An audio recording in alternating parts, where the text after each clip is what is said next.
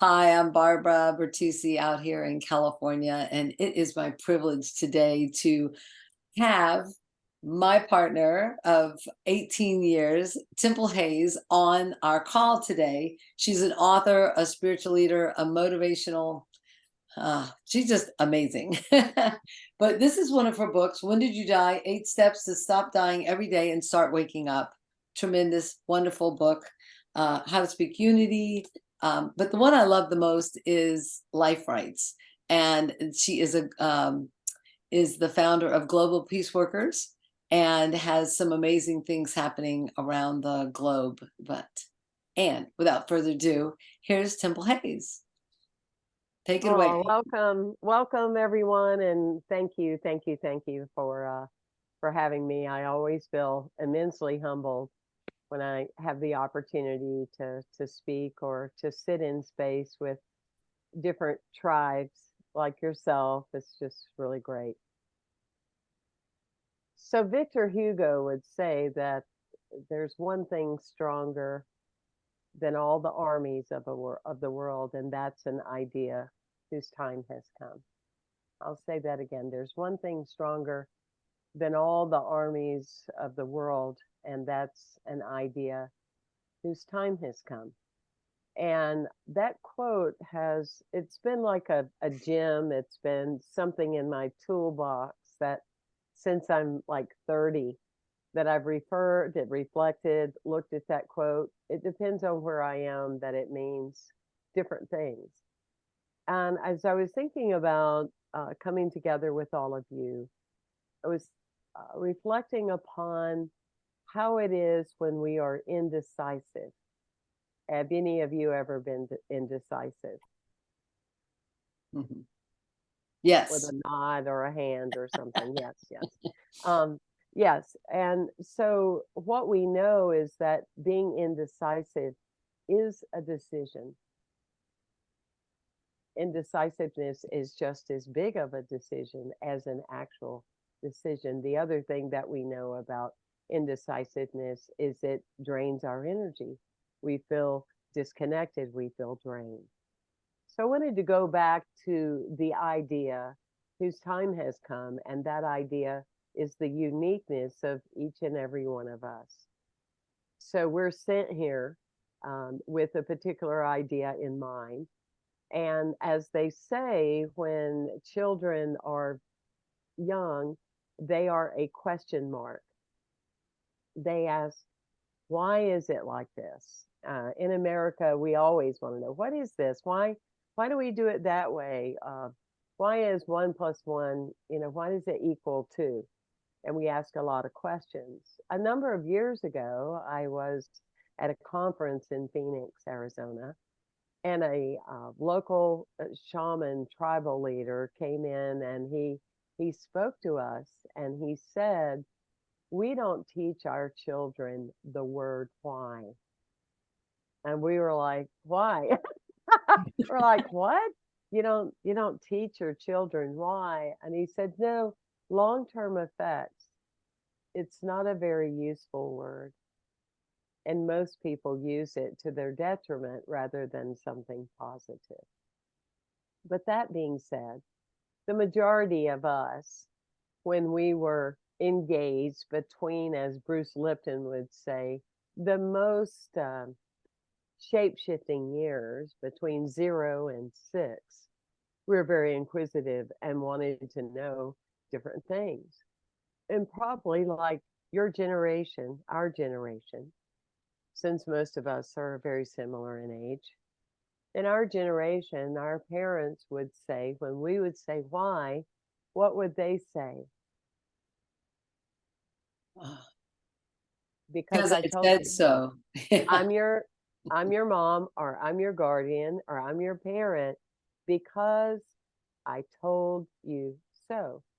So we start early on being developed a hearing to something stronger, a stronger voice, and a stronger level of authority than ourselves, because I'm your parent and I told you so. And then we go into the educational system, and we want to ask the teacher, why is 1 plus 1 2? And the teacher says, because I told you so, I'm your teacher.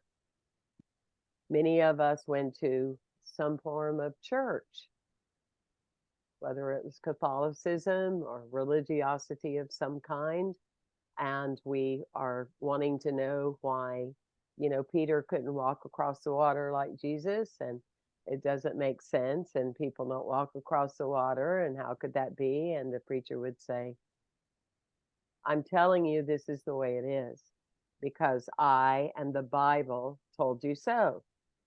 And then we have the doctor, as if we haven't been already. Other people know more than I do, then the doctor tells us so. And even now in the 21st century, people will go to a doctor, and whatever the doctor says, even if it makes no sense at all, they're already programmed because the doctor said. So, what does that mean? It means that each and every one of us have had some type of conditioning, some type of programming. It really helps us in the work that we do. It helps all of you when you are with clients and we're with other people, or perhaps your family. When you understand the type of programming that people have received within their lifetime, and it helps you to listen to them in a different way and to hear, really to dig deeper into, well, what is it that you feel? What is it that you believe? I used to tell my teacher and think, 1 + 1 = 3. And on some level, well, I was just clear that I was right. So when I was 20 years old and I was introduced to the mastermind principle, which most of you are somewhat familiar with, I realized that on that level, it's true. 1 + 1 = 3. In relationship, you have one person plus another person. And to have a successful relationship, the three, is really the two of you creating this relationship. On this call, we have 1 + 1 = 3. We have individuals coming together with a greater idea than who they are. But because we have heard, because I told you so, because they said, and now we have breaking news 24/7 and imagery 24/7. Some of it I'm sure is well intended, but it can bring us down to our knees if we don't understand the reasons and intention in which it exists is to sell advertisement. And so if you react to rescuing dogs, that shows up on everything you have. Am I right? Because of this world that we live in. In no way am I coming from, for me, the pitcher of water is always full. I am not coming from any level of victimhood. I just think it's so profound if we understand this, because the larger and stronger voice always wins. And this is where indecisiveness comes. So when you have a vision, when you have a dream, when you have something going on with your health, you want to be sure that it's your intuitive knowing that wins the conversation, because if not, the stronger voice wins. Sometimes when my knee is acting up, I love this story of this woman. She's 87 years old, and she goes to the doctor, and she said, my knee's just really been bothering me. And he goes, well, Doris, what do you want me to tell you? You're old. And she said, that's a bunch of hogwash. My other knee is the same age and it doesn't bother me at all. And so I love that. And glory be to Doris, because she stood for what she knows to be true. And now, all these years later, every now and then, when I need a chiropractic adjustment, one of my knees, it's given me it gets my attention. Let's just say that. And I can hear my dad going, one day you're going to regret it. All those times you slid on that third base as a softball player, that knee's really gonna bother you. And I just hear him and I go, "How you doing, Dad, in the afterlife? Go do something else, you know? Get out of my head." And so this is something that it's a quest. It's important. It's so necessary. And Mhm. especially when we are holding the healing capacity for other people, because it calls forth the ability for us to deepen our listening to ourselves and intuition. I was on a podcast yesterday, and I was saying um, that I had stepped into my intuition. I had started working on my intuition, and I corrected myself. And I went, "Whoa, no." What I did is I allowed that voice to be heard, my voice. I allowed that voice to come through. Every day we have thousands of thoughts coming through our head. However, very few of them are our own. And the other voices that we hear are not our voice. So intuition is like a muscle. It's like you wouldn't go to the gym and just start lifting 150 pounds. You'd start out with 25, you'd start out with uh, 30, and you'd build up to it. And you would work up to it until you develop the ability to hold larger weight. That's the way that intuition works, is that you increase it through the years. And the more you trust it and the more you believe in it, the more you can hear it, the more powerful it is. But it gives you a twofold gift. And what's cool about it is that, and I really would advise you to do this if you're not doing it already. If you're on a call with a client or a family member or a friend, each and every time when I'm with another person, I go in that dwelling place inside myself and I say, "Help me hear what's not being said. Help me hear what's not being said." Because many people have taken how to be a good listener. I used to teach it in healthcare, how to listen to your patients, how to listen to your children, you know, how to, and oh, don't think about what you're going to say while they're talking, and you know, don't be preoccupied with what you're going to say next and what they said, and that it reminds you of when you were young and you've got to bring up, no, no, no. So we learned that. What we didn't learn, because many times we haven't learned it within ourselves. Let me hear what isn't being said. And that's where the richness is. That's where there's the spirit of Ubuntu, which is the spirit within me recognizes the spirit within another human being. And I am able to be the catalyst, to be the catalyst to allow the peeling of the onions. I don't know about you, but see, when we were growing up, we weren't taught to do a whole lot of self contemplation and reflection. it's it's been learned. And when we did spend time on ourselves, we were told that's our ego. Ego is a beautiful word within perspective, within perspective, because we do need self esteem and we do need to know that there's a connection that's greater than we are and we can use it. That is sacred humility. But the listening factor allows you to be in the space. Um, this week there was a woman here from Washington D.C. and she brought one of her assistants with her, and they are originally based out of India.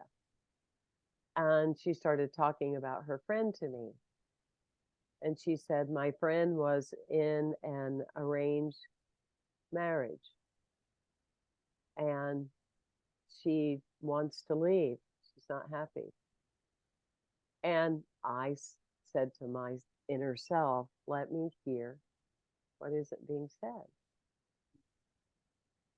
And she gets into the story. My husband's not happy about the decision I'm making. My children aren't happy.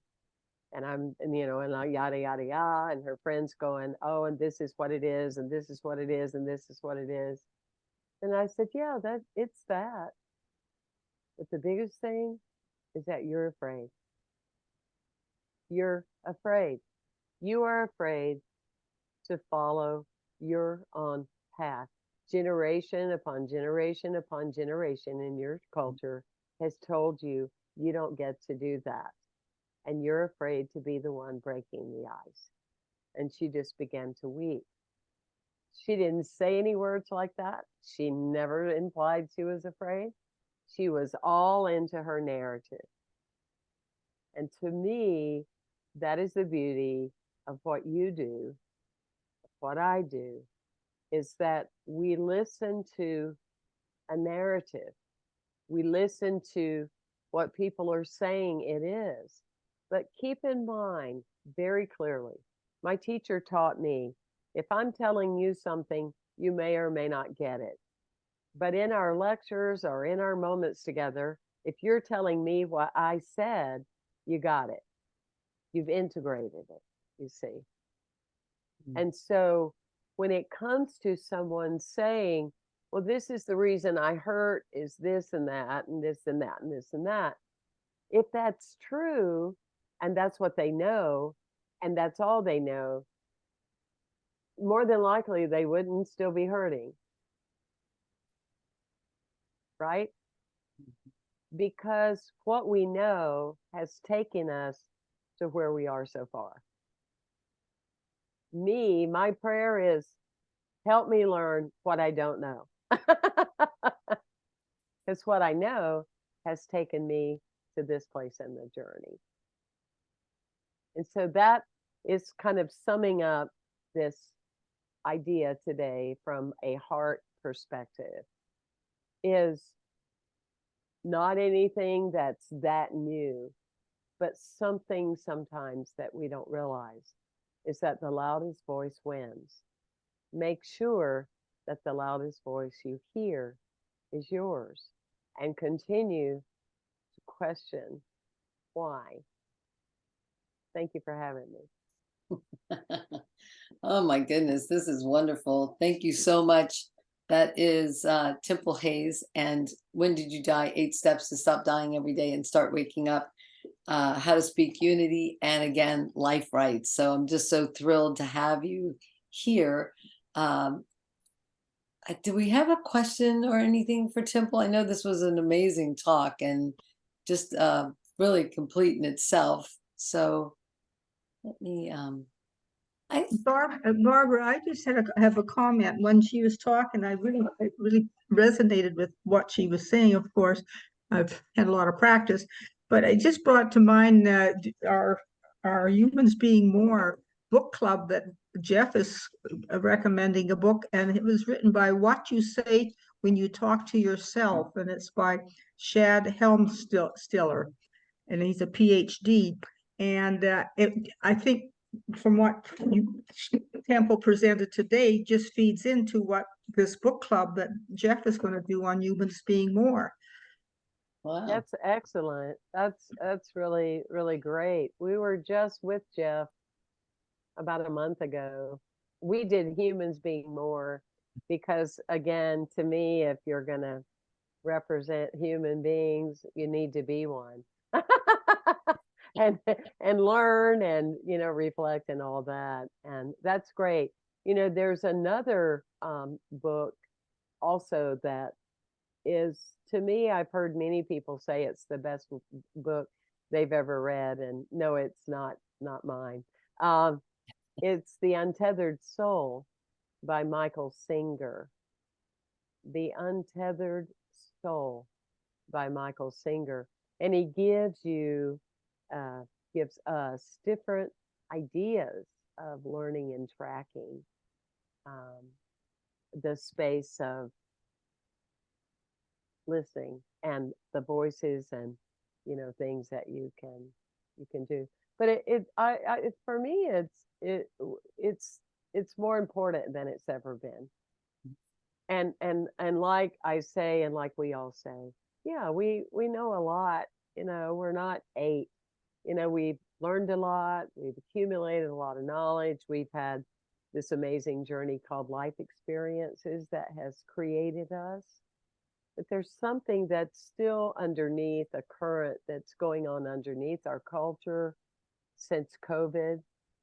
A lot of people went to sleep and haven't awakened again, right? With their zest, with their energy, and then when things happen, like what's going on in our world now with Israel and around our country, and with divided language that we hear about all the time, and on the windows that we do tune in to the news. And we have so many leaders that use divided language now.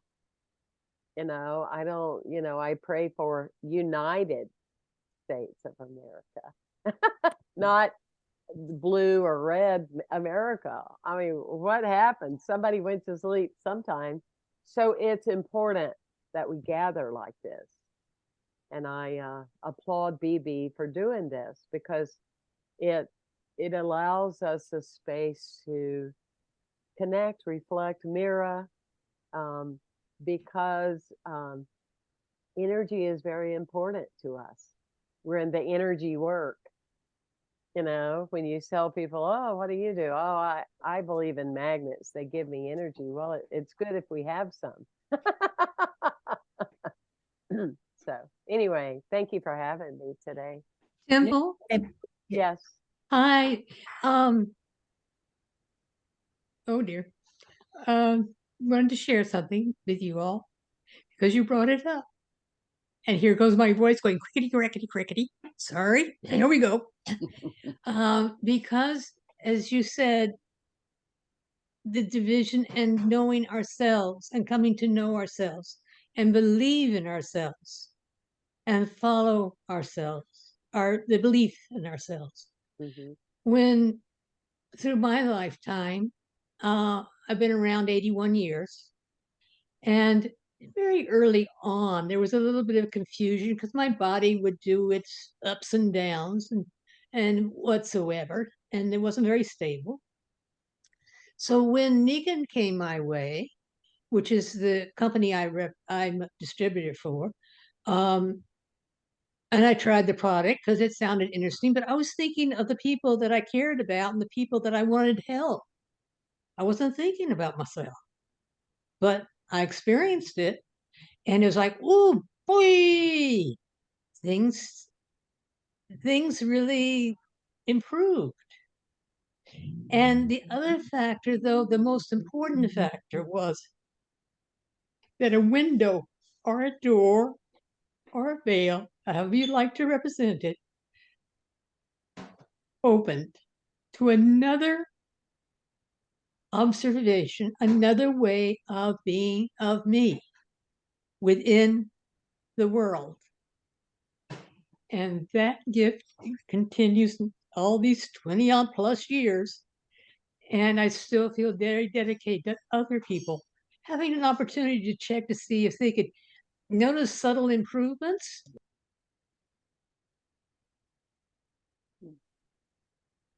Oh, you muted. You muted yourself, Hattie Jane.